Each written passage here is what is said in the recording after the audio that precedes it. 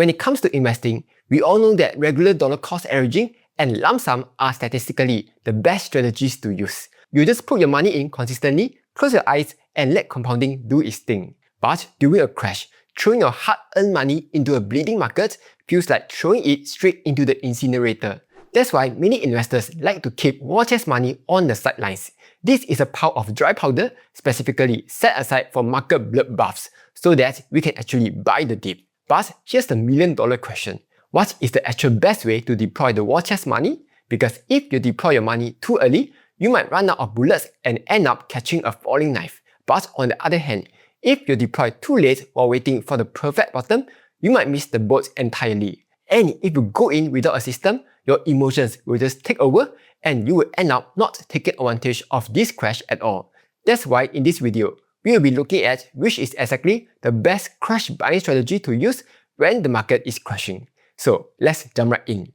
Now, possibly one of the most famous crash buying strategies is the original strategy that sparked an entire debate in the personal finance community. I'm talking about Mr. Lu's crash buying strategy. This is a progressive deployment method where you deploy 10% of your capital at a 10% market drop, and if the market bleeds to a 15% drop, you deploy another 15% and so on. This scales all the way up until you fully deploy all the cash at a 30% drop. The logic here is that by deploying less capital during the smaller drops, you save your biggest ammo for the absolute worst case scenario. That way, you guarantee you have enough dry powder to buy at rock bottom prices if the market ever truly collapses. But other than this, we also have the lump sum method. The rule here is simple. The moment the market hits a 10% drop, you go all in and deploy 100% of your war chest. The idea here is that given that the market goes up most of the time, whenever a 10% correction or more comes, you want to fully take advantage of the discounts whenever possible. Then we also have the dollar cost averaging plan. Basically, when the market crashes by 10% or more, you take your war chest and split it into equal money bullets over 6 to 12 months. Then you start deploying it every month until it is fully used up. The idea is that by doing so, you slowly ease into the market while completely removing the stress of trying to time the absolute bottom. Now, while doing research on this, I realized that the author of The Psychology of Money, Morgan Housel, actually has his own crash buying strategy too. But unlike Mr. Lu's crash buying strategy, where the bigger the crash, the heavier the deployments, Morgan Housel's crash buying strategy focuses on deploying more capital at the start. Basically, at the 10% drop, he deploys 10% of his cash. Then if the market falls to a 15% drop, he deploys another 22%. Then at 20% drop, he deploys 30%. But then, if it drops further, he reduces the deployments to the 50% drop, where he deploys everything. His reasoning is that since the 10% to 20% corrections are way more common than the 50% apocalyptic crashes, you should fire your biggest bullets early instead of holding cash forever. Finally, we also have the fear gauge methods, known as the weak strategies. The logic is that whenever there's massive panic in the market, the weak index will spike. So in a way, buying based on the weaks is buying based on pure human fear rather than just a simple price drop. For this, I tested two variations here. The first one is the weeks aggressive method, where it aggressively deploys the capital in tranches the moment the weeks hits 25 or above. Then the second is the weeks conservative method, where it patiently waits and only triggers when the weeks reaches 30 or more. So which strategy do you think is the best crash buying strategy? Here, feel free to pause the video and leave a comment to tell me which you think won. And we will find out in 3, 2, 1. And here's the answer. Surprise, surprise, the lump sum strategy actually had the highest win rate and the highest median return. Yes, you heard that right. Going all in and deploying everything immediately at the 10% drop gave the most consistent high returns. Why? Because statistically, shallow market drops are far more common than bigger drops. So by deploying whenever there's a 10% correction, there is a very good chance that you will capture the entire rebound. But of course, the drawback here is that the lump sum strategy also had the highest median portfolio drawdown. Obviously, right? That's because if you shoot all your bullets at a 10% drop and the market decides to drop another 20%, you are going to sit there watching your portfolio burn with zero cash left to average down. Next, coming in second place for median returns was the 6-month dollar cost averaging method. This makes perfect sense because even though you spread your capital out over 6 months, this is actually quite close to the average length of a 10% crash. Not only that, One good thing about this strategy is that since you slowly deployed your capital over 6 months, this strategy saw a much lower median portfolio drawdown of 6.9% versus the lump sum strategy, which saw a painful 14.7% median drawdown. Quick pause. Before I review the answer, I also want to share my personal investing journey. It has been over a year since I started doing weekly dollar cost averaging through the Moomoo regular savings plan. And so far, I'm up by about 10%. What I like about Moomoo is how easy it is to discover and research investments.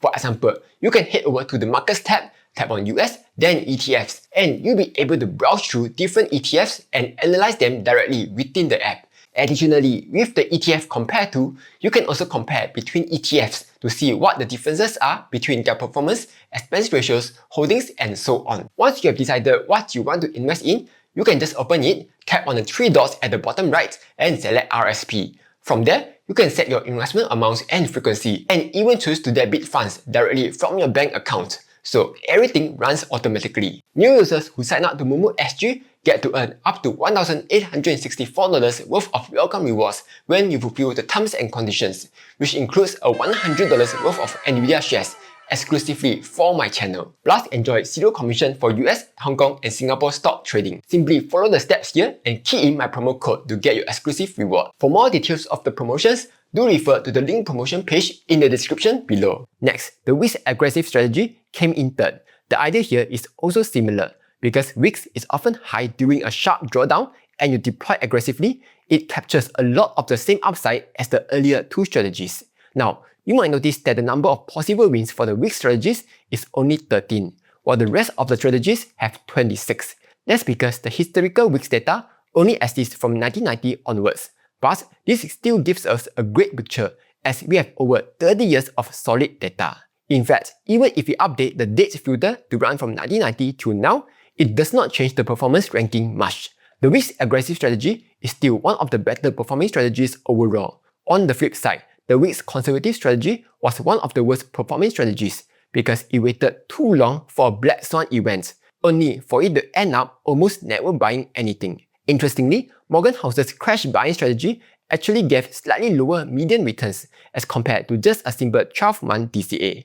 The reason for this again ties back to the fact that shallow crashes are much more common than severe crashes. So, by just consistently dollar cost averaging over 6 and 12 months, you will mostly be able to outperform his crash buying strategy. Finally, the widely talked about progressive crash buying strategy actually came in last in terms of median returns. Why? The answer is severe cash drag. That's because big market crashes are actually very rare. For example, even if I disable Morgan Housel's crash buying strategy, you can see that this progressive cash buying strategy has only won 5 times over this entire 100-year period. Specifically, in the 1929 Great Depression, the 1968 Bretton Woods end, the 1973 OPEC oil embargo, the 1987 Black Monday, and the 2020 COVID pandemic. These are all really rare black swan events that happen maybe once or twice in a generation. This also means that all the other times where the crash is less severe, most of your cash will just be sitting there doing nothing because the market never drops deep enough to trigger your bigger buying tranches. As a result, the crash buying strategy has only a 25% median cash deployment. However, there is a big caveat here. While the crash buying method saw the lowest median return, it actually saw the biggest average return. This makes sense because average returns are heavily influenced by big and rare crashes. So, you can see that in the years that crash buying does win, its returns are usually phenomenal, like 30% to 40% kind. In contrast, even though the lump sum strategy wins often, its returns are mostly around the 10% range. Not only that, because crash buying strategy deploys less capital upfront and more capital at the tail end of the crash, it also saw the absolute least amount of portfolio drawdown. Now, what can we actually learn from all this data? The biggest thing I realized is that there is a correlation between your median return and your median portfolio drawdown. Basically, if you want higher median returns, you must accept a much higher portfolio drawdown. For example, while the lump sum strategy saw the biggest median return, it will also go through the biggest median drawdown. On the flip side, while the crash buying strategy gives you the lowest drawdown, because large crashes are so rare, it causes a huge cash drag, which will pull the overall results down. This backtest proves one thing we knew all along. Volatility is truly the price of admission. If you want the higher return, you simply have to endure the terrifying drawdowns. There is no way around it. On the flip side, if you want a lower drawdown so that you can sleep well at night, sure, the crash buying strategy will work, but you also have to be prepared to accept much lower returns. But even with all this math, we still have to talk about the emotional reality here. Even though crash buying sounds good on paper, you have to be honest with yourself. If you are already hesitant to invest when times are good and the stock market is hitting all-time highs, would you really have the emotional stability to pull the trigger when the market is crashing by 10%, 20% or even 30%?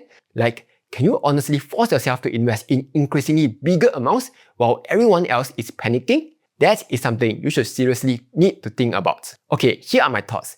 If you were to ask me which is the best crash strategy, I would say that it is whichever strategy that lets you sleep well at night. If you're okay with large drawdowns, then based on data, lump sum investing would work best. But if you're not okay with large drawdowns and you're okay with missing out on a lot of returns and you think that you can emotionally handle it when a 10% to 30% crash comes, then by all means, go for the crash buying strategy. Though, personally, I find that the 6-month dollar cost averaging method to be the best of both worlds. According to the historical data, it is actually the second best performing strategy across all market crashes. It not only lets you reduce your emotional drawdown as much as possible, but it also makes sure you fully deploy your capital instead of holding cash forever. Plus, it is easy to automate, which makes the emotional part a lot easier to handle. But perhaps more importantly, it gives you a plan, it limits your regrets, and it gets all your money working. Anyway, that's all for this video. Hope you found it useful. Like, share and subscribe as I'll be posting new videos.